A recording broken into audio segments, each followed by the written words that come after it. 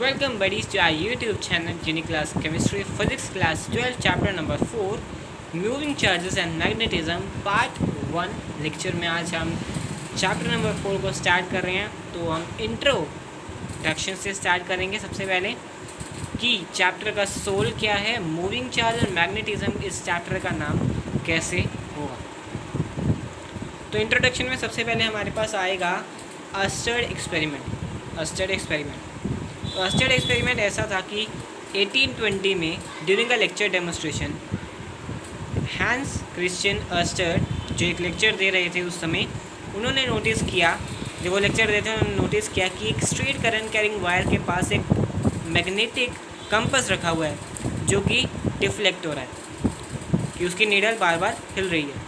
तो लेक्चर ख़त्म होने के बाद उन्होंने इस पर काम करना शुरू किया, इस फिनोमेना पे काम करना शुरू किया। तो उन्होंने फाउंड किया कि एक स्ट्रेट करंट कैरिंग वायर के पास अगर मैग्नेटिक कंपास रखें तो वो डिफ्लेक्ट होता है। अब उन्होंने करंट को क्लोज़ कर दिया।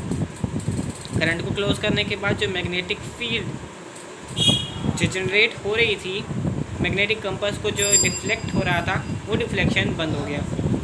जैसे ही करंट दोबारा स्टार्ट किया वैसे डिफ्लेक्शन शुरू हो गया। तो उन्होंने उसके आगे बढ़ना शुरू किया। तो उन्होंने किया कि करंट की डायरेक्शन को चेंज किया। करंट की डायरेक्शन पहले आ रही थी डाउन टू अबव आ रही थी। उसके बाद उन्होंने करंट की डायरेक्शन चेंज कर दी, रिवर्स कर दी। तो ये पाया कि करंट की डायरेक्शन को रिवर्स करने के बाद जो कंपास की डिफ्लेक्शन है वो भी रिवर्स हो जाएगी।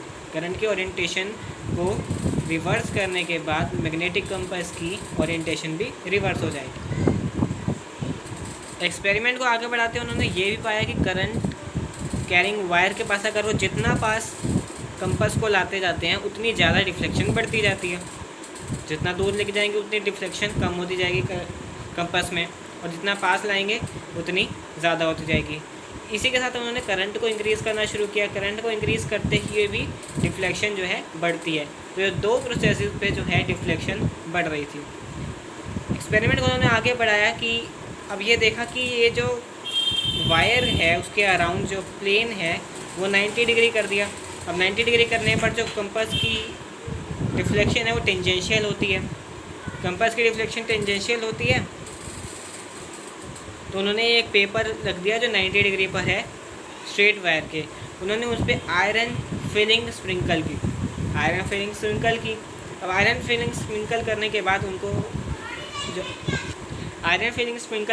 उन्होंने ये देखा कि आयरन फिलिंग जो अपने आप को अरेंज करती हैं वो कोसेंट्रिक सर्कल्स में अरेंज करती है। इनका सेंटर मतलब जैसे कि ये शो किया हुआ है यहाँ पर, जैसे कोसेंट्रिक सर्कल जिसका सेंटर सेम हो उसमें अरेंज कर लेती हैं। तो उन्होंने ये यहाँ से फाइंड किया कि आयरन फिलिंग जो है ये अपने आप को कोसेंट्रिक सर्कल में अरेंज किया है, वही जगह पर मैग्नेटिक फील्ड बनी और सर्कुलर पाथ में मैग्नेटिक फील्ड जो है जनरेट हुई है। और इन सब को कंक्लूड उन्होंने इसलिए किया क्योंकि ये सब मूविंग चार्जेस की वजह से ही हो रहा है। तो यहाँ से उन्होंने कंक्लूड किया कि moving charges is responsible for magnetism और moving charge can produce magnetism. और मूविंग चार्जेस को हम करंट का नाम देते हैं जो that is I divided by I. Moving charges को हम करंट कहते हैं। तो current is responsible for magnetism. So that's all for the intro. आगे की बात हम अगले लेक्चर में करेंगे। तो that's for a small intro for chapter number 4 moving charge and magnetism.